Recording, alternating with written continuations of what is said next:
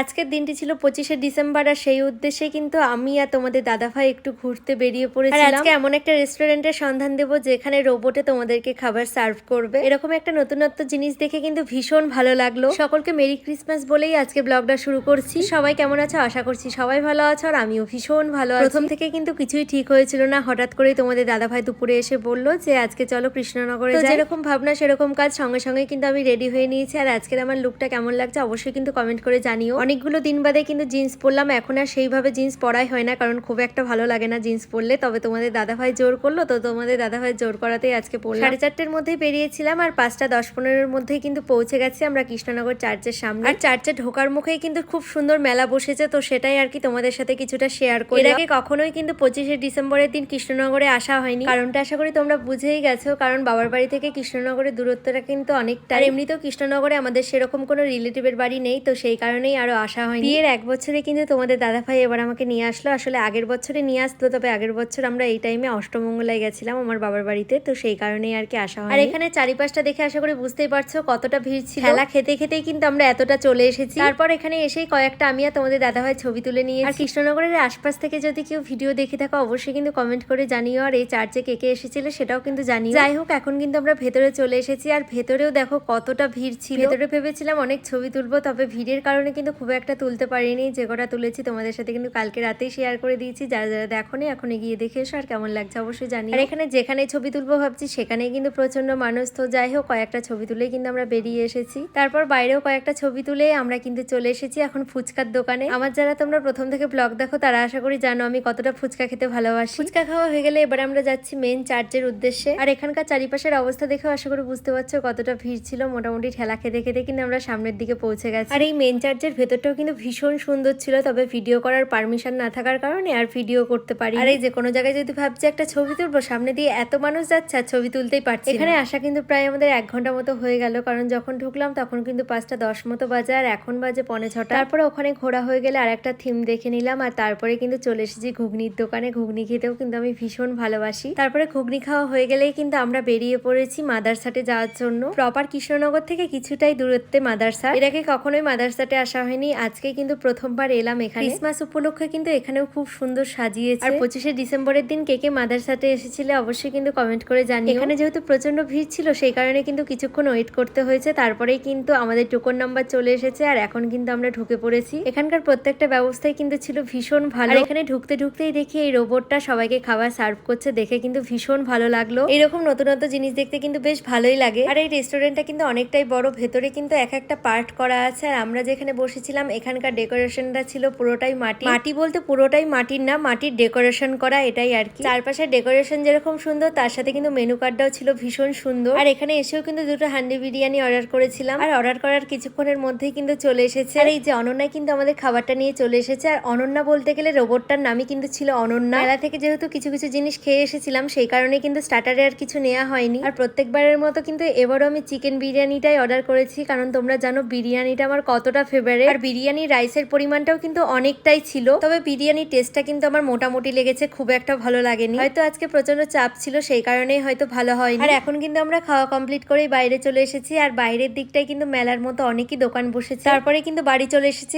এখন বাজে রাত 9টা মতো। বাড়ির জন্য যেই 2টো কেক আনা হয়েছিল সেটাই আর কি এখন খোলা হবে। আর এই যে কেকের সাথেই কিন্তু একটা গিফট পাওয়া গেছে। তোমাদের দাদাভাই এদিকে বারবার গেস করতে বলছিল কি আছে কি আছে, আমি তো ভেবেছিলাম ক্রিসমাসের যেই গাছগুলো হয় সেটা আছে। আর ওপেন করতেই দেখি একটা চরকি আর বাঁশি আছে, আমরা কিন্তু একদমই ভুল গেস করেছিলাম। আর এই 2টো খেলার মতো কিন্তু এখনো পর্যন্ত আমাদের বাড়িতে কোনো বাচ্চা নেই, তো যাই হোক এবারে কিন্তু কেক 2টো কাটা হবে। এখানে কিন্তু 2টো দোকান থেকে কেক আনা হয়েছে, একটা হচ্ছে মিওমরি আর একটা হচ্ছে মমস। আমার বার্থডেতে কিন্তু তোমাদের দাদাভাই মিওমরি থেকে কেক এনেছিল, আর সেটা এতটাই বাজে যে আমরা খেতেই পারি। আজকেও কিন্তু চেক করব কোনটা সব থেকে ভালো। মমসের থেকে মিওমরির কেকের দামটা কিন্তু বেশি ছিল, সেই তুলনায় কিন্তু মমসটাই খেতে ভালো ছিল, মিওমরিটা কিন্তু একদমই ভালো লাগেনি আমার। এই দিয়ে কিন্তু 2 দিন হলো মিওমরির কেক কিন্তু একদমই ভালো ছিল না। তো যাই হোক আজকের ব্লগটা এই পর্যন্ত, কেমন লাগলো জানিও। সকলকে টাটা।